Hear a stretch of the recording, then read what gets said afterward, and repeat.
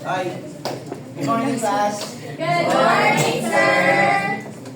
Good morning, grade 8 Diamond. So, before we start our class, can you please check your chair if there is crumbled paper or any trash?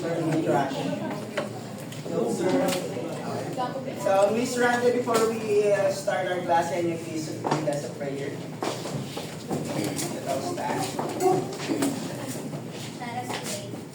Dearest Lord, thank you for the opportunity to come to school today, and please bless our classmates and our teachers to give the lesson. Please bless our teachers to bless our leaders. Thank you for all of us who have given to us. Let's listen and pray. Thank you, Miss Randa. Morning, class. You can take your seat. Students at the back, can you please come forward?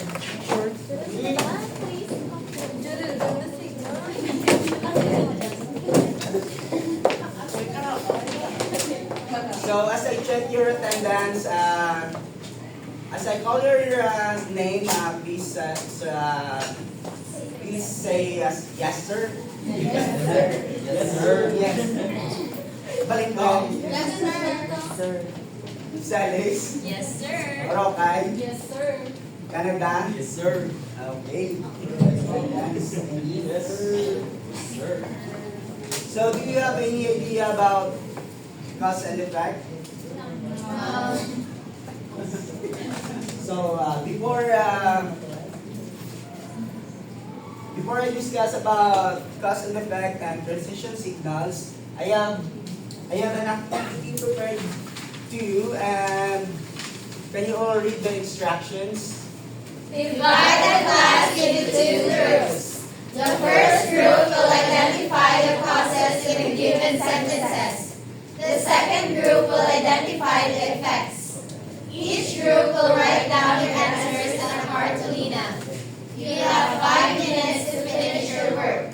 Each group will choose one representative to present your work to the class. Is that clear? Yes! So, so you need to choose one member that has a fast hand and sharp mind. So this is the group 1 and the group 2. We would like to have Tisha as our representative. No! Tanika! No! Rafael! Ikaw, i-press the down. Okay, we'll have our mother, si Reina. That's enough, Balingong. You need to start your activity so that you can present that in front.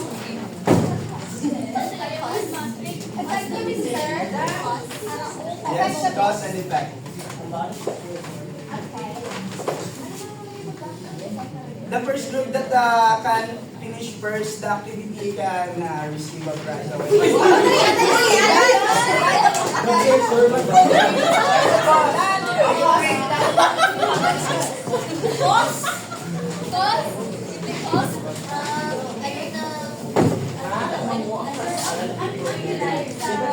I will give you the whole sentence and then you will yes.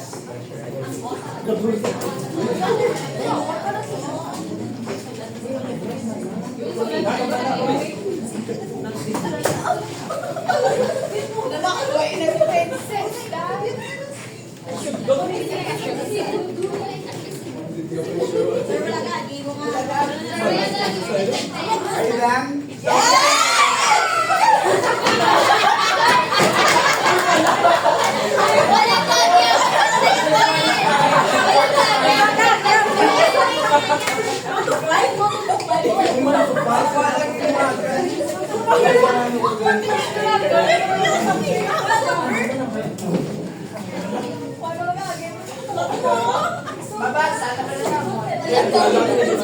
Whom among you will explain?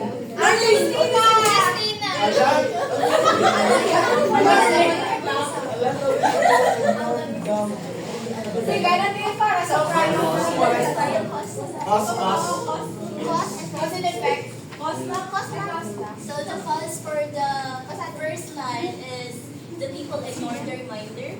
Wala ka sa isa.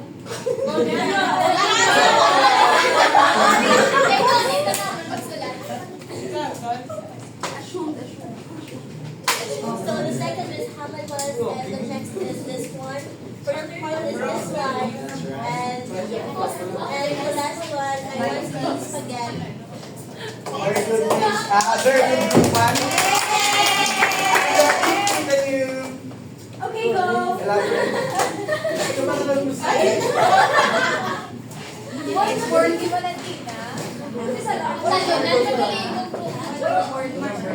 Another one is Uy, may word na. Uy, permanent na puro. Word.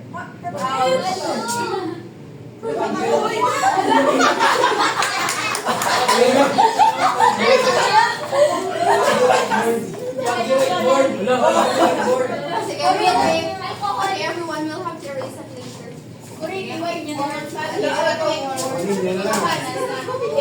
MJ will have to continue his discussion.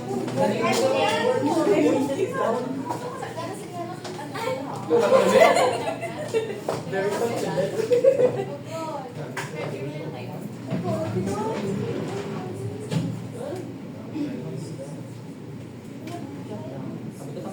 Little down class. Bear with me. When I don't start German?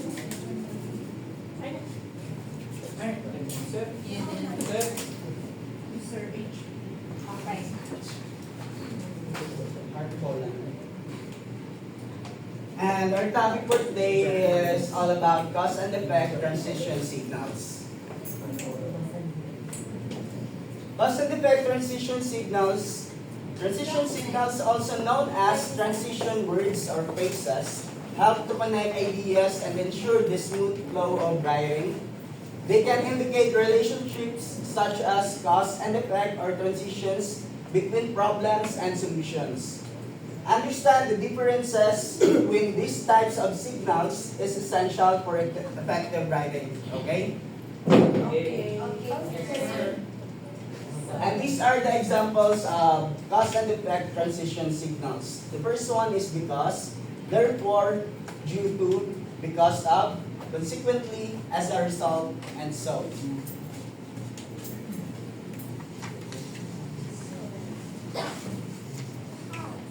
And this is the example that indicates cause. The first example is because, focusing on a reason. Who can read the example and then give his own example also? Yes, Latasa? Example of because I want to enjoy my journey here on earth because life is short. Can you give us your own example using the transition signal because? I still want to live because life is short. And for the second example is because of a reason for an action. Who wants to read, Mr. Paul, can you read the second example? Because of a reason for an action. For example, I got sick because of the rain. Can you give us your own example? Because of you. For the third example, due to this.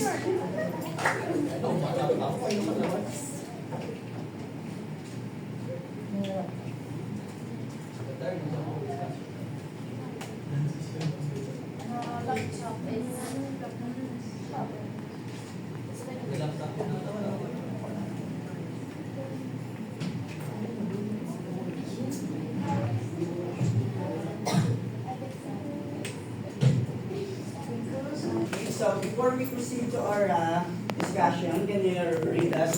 Can you read all our objectives?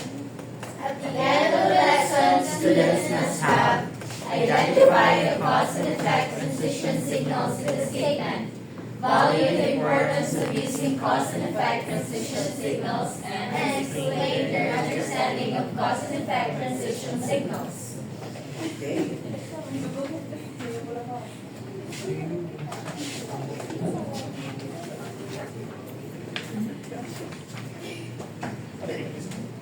So, cause and effect transition signals. Transition signals, also known as transition words or phrases, help to connect ideas and ensure the smooth flow of writing.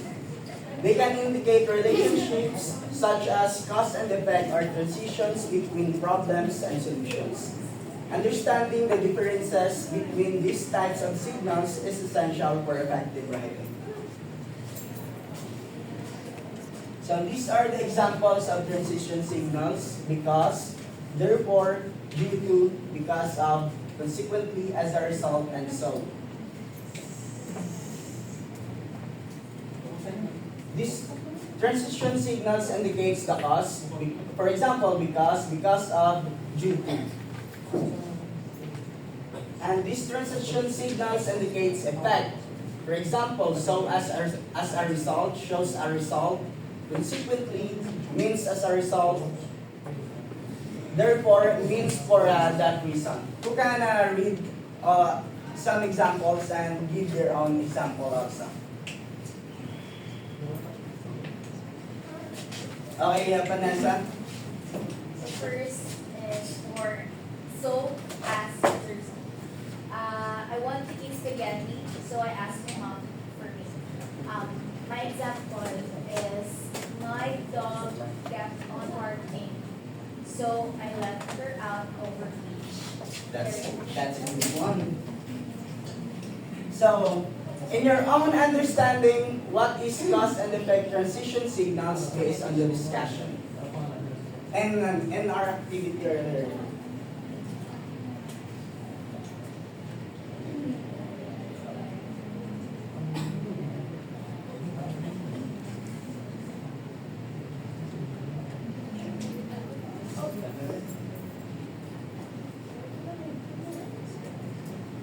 Can you recall the examples of cause and effect transition signals?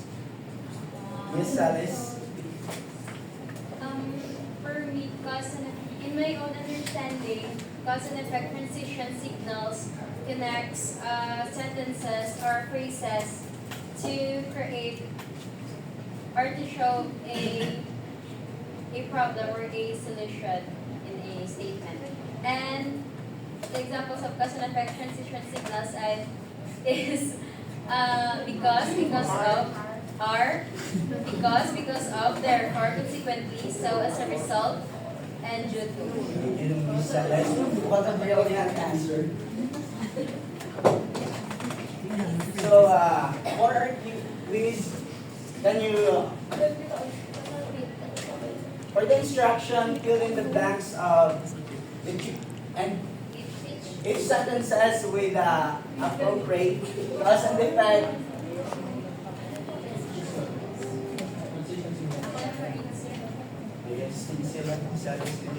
Fill in the blanks of each sentences with the appropriate cause and effect transition signals. Choose your cause and effect signals below. Thank you. So you can write it down on one up sheet of yellow pen. Yes, crossword.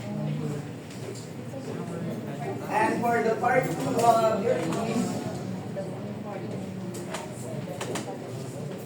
there are some write an essay about the importance of transition signals and writing cause and effect situations, and these are the rubrics for your essay. I will give you 10 minutes. Okay?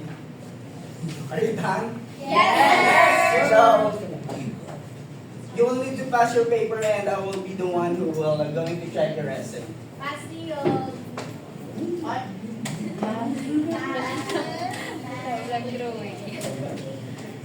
And for your assignment, write an essay about your most unforgettable experience using cause and effect transition signals. Underline the transition signals used in your essay.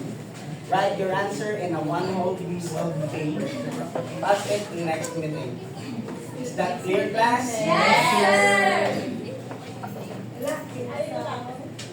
So thank you for today.